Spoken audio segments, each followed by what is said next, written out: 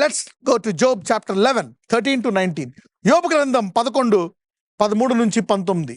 నీవు నీ మనస్సును తిన్నగా నిలిపిన ఎడల, నీ చేతులు ఆయన వైపు చాపిన ఎడల, పాపము నీ చేతిలో నుండుట చూచి నీవు దాన్ని విడిచిన ఎడల, నీ గుడారములలో నుండి దుర్మార్గతను నీవు కొట్టివేసిన ఎడల, నిశ్చయముగా నిర్దోషివై నీవు సంతోషించెదవు, నిర్భయుడవై నీవు స్థిరపడియుందువు. నిశ్చయముగా నీ దుర్దశను నీవు మరిచెదవు.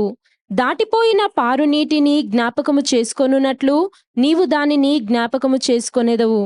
అప్పుడు నీ బ్రతుకు మధ్యాహ్న కాల తేజస్సు కంటే అధికముగా ప్రకాశించును. చీకటి కమ్మినను అది అరుణోదయము వలె కాంతిగా నుండును. చూడండి, చీకటి కమ్మినను అరుణోదయము వలె కాంతిగా ఉంటుందంట. ఇప్పుడు ప్రపంచమంతా చీకటిగా ఉన్నా ఈ దేవుడు నన్ను దర్శిస్తే అరుణోదయ కాంతిగా ఉంటుంది. So if God visits you in the midst of darkness, you will live as in a daylight. How many of you want this kind of life? Are you getting this now? Look at the hope. When the whole world is filled with darkness, you can live as a life where you are in the noon. అర్ధరాత్రి అంతా ఉన్నప్పుడు నీవు మధ్యాహ్నం కాలం వల్ల జీవించవచ్చు అంట. You see that now? Continue. నమ్మకమునకు ఆస్పదము కలుగును గనుక నీవు ధైర్యముగా ఉందువు. నీ ఇంటిని నీవు పరిశోధించి సురక్షితముగా పండుకొందువు. ఇంత కష్టమున్నా నీ ఇంటిని పరిశోధించుకుంటావంట, అన్ని చూసుకొని సురక్షితంగా ఉంటావంట. I claim this blessing on all viewers today. Let's read. ఎవరి భయము లేకుండా నీవు పండుకొందువు. అనేకులు నీతో విన్నపములు చేసెదరు. నీ యొక్క ఆ బలాన్ని చూసి, నీ జీవితం యొక్క ఈ ప్రత్యేకతను చూసి అనేకులు నీకు విన్నపం చేస్తారంట.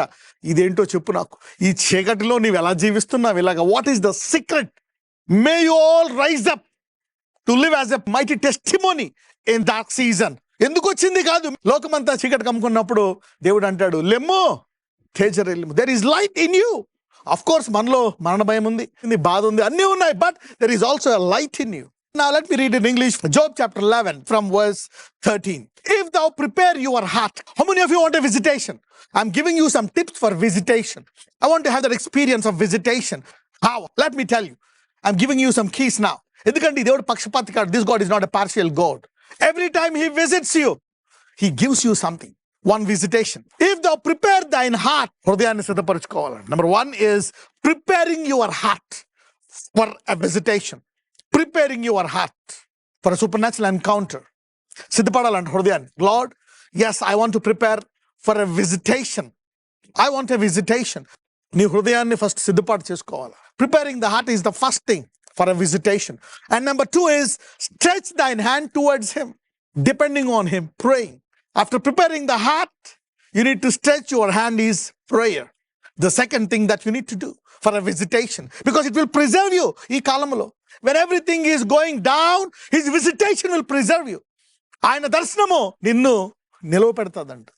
నువ్వు నిలవంచడమే కాదు, నీ ద్వారా లోకాన్ని నిలవపెడతాడంట. నీవే లోకానికి వెలుగై ఉన్నావు. This is how it happens. Let me go to verse 14. If iniquity be in thine hand, put it far away. Let not wickedness dwell in thy tabernacle.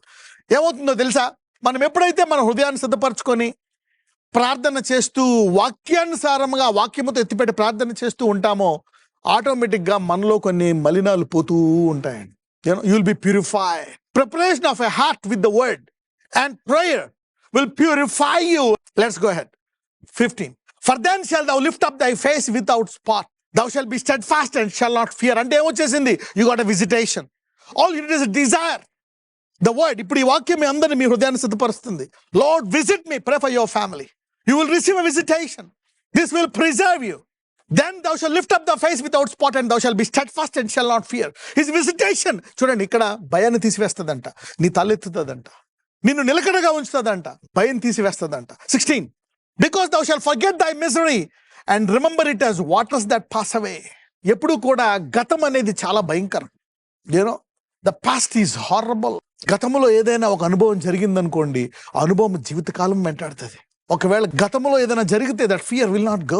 ఆ చేదు అనుభవం, ఒక మనిషి మోసం చేసిన, పురుషుడు మోసం చేసిన, ఒక తల్లి అలాగైనా, ఒక తండ్రి ఇలా చేసిన, ఒక బంధువులు చేసిన, లోకమంతా ఇంతే అనకూడదు. దేవుడు చెప్తున్నాడండి ఇక్కడ, you shawl forget the misery. అంటే నీకు జరిగిన, నీ గతంలో జరిగిన కష్టాన్ని, ప్రస్తుతం ఉండే కష్టాన్ని నువ్వు మర్చిపోతావంట. అది ఒక వాగులో నీళ్లు పోతున్నట్టు వెళ్ళిపోతుందంట.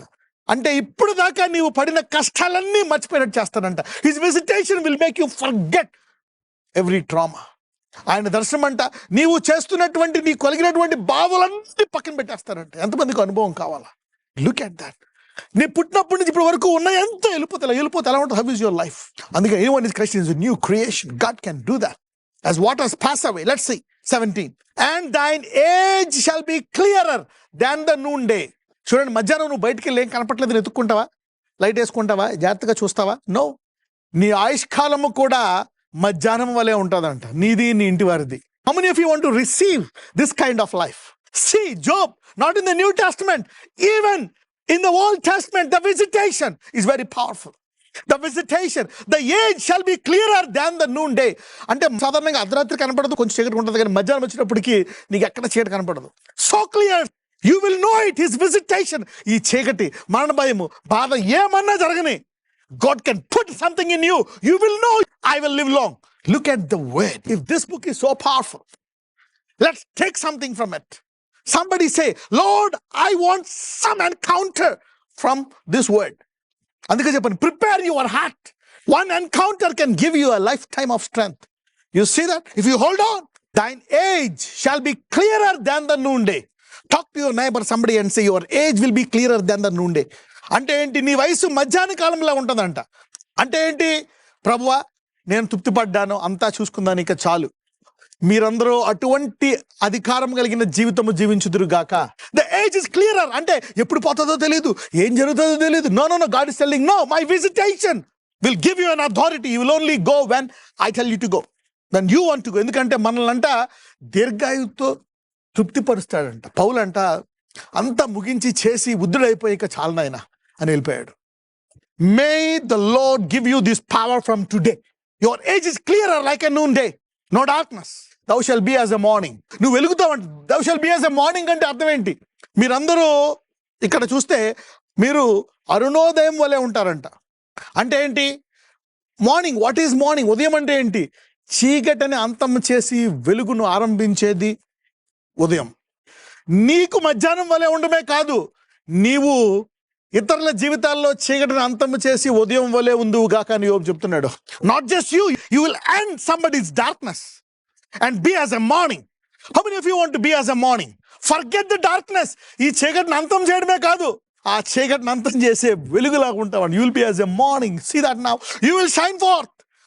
Not the age. అంటే మరణ భయంతో ఎప్పుడు చచ్చిపోతానో తెలియనటువంటి బతుకుని ఆయన వెలుగుమయం చేసి, అతని వయసును మధ్యాహ్న సమయం వలె గ్యారంటీగా చేసి, అతన్ని వెలిగేటట్టు చేసి, చీకటిని అంతము చేసే ఉదయంలా చేస్తాడు.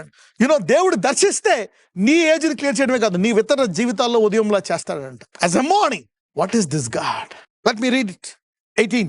And thou shall be secure. నీ ఇతర జీవితంలో వెలిగగానే కాదు, నువ్వు సెక్యూర్ గా ఉంటావంట. Because there is hope. thou shall dig about thee and thou shall take rest in safety.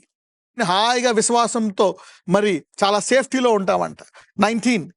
And thou shall lie down and none shall make thee afraid. హాయిగా పడుకుంటావంట. అనేకులు వచ్చి నీకు చెప్పుకుంటారంట, మా కొరకు ప్రార్థన చేయరాదు, మాకు ఎలా జరుగుతుంది, మా భయం వేస్తుంది, దయచేసి మాకు సహాయం చేయండి అంటాడు. You will become an intercessor. You will be as a morning. God's going to shift somebody's life from today. After this message, you will not be the same. God is shifting somebody's seasons after this sermon. Father, in the name of Jesus, Lord, we thank you, Lord, for the great plans, for the word that you have given us today. వారికి ఏమేం చేయాలో ఆ తల్లి కంటే గొప్పగా నీవు ప్రణాళిక కలిగి ఉన్నవన్నీ వాళ్ళకి బయలుపరచు, Lord. Drop into their hearts the great plans that you have for every daughter, every son, every young man, every old man, every middle-aged person.